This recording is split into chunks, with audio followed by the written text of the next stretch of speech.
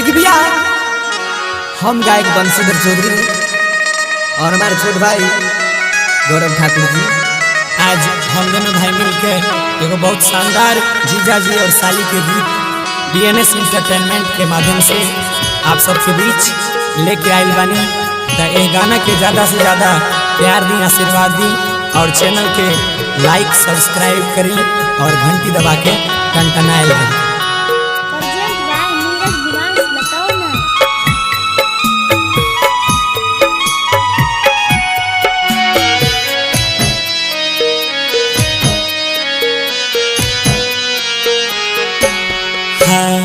बड़ा रे जतन से साली के पटली रे, साली के पटली रे से हो साली के सारू लेने जाए।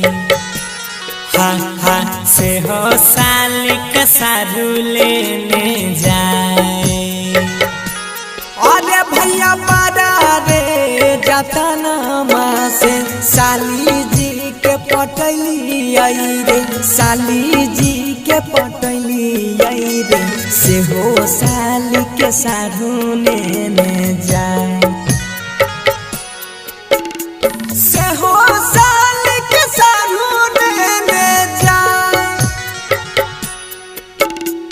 हमारे जानू के सारू लेने जाए।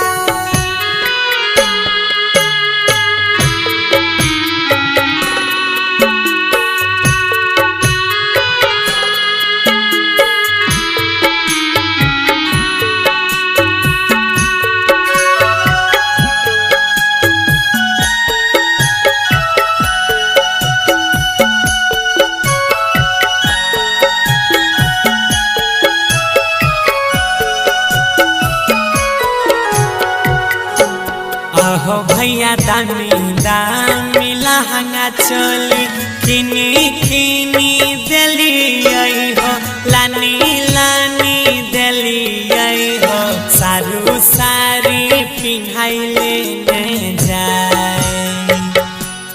हाँ सारू सारी पिन्हाई लेने जाए।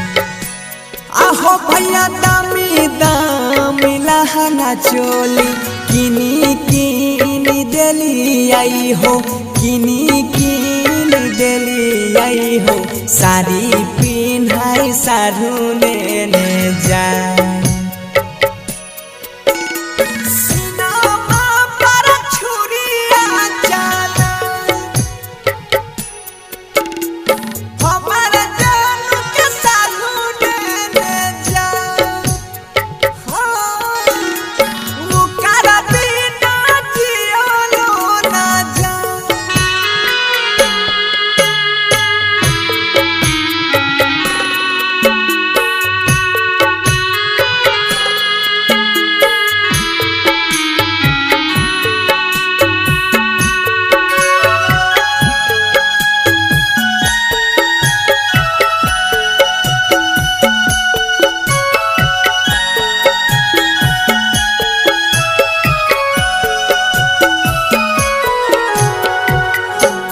आहो रामा बेकार भेल करल धारल, छुटा लय संगतिया हो, छुटा लय संगतिया हो, ससुरा जाय के जैते सब भुलाए।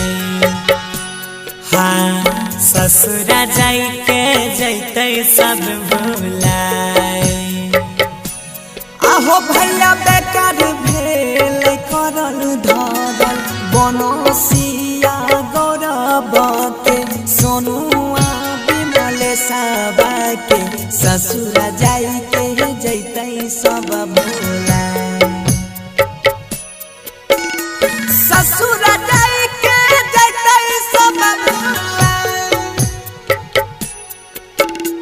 से हो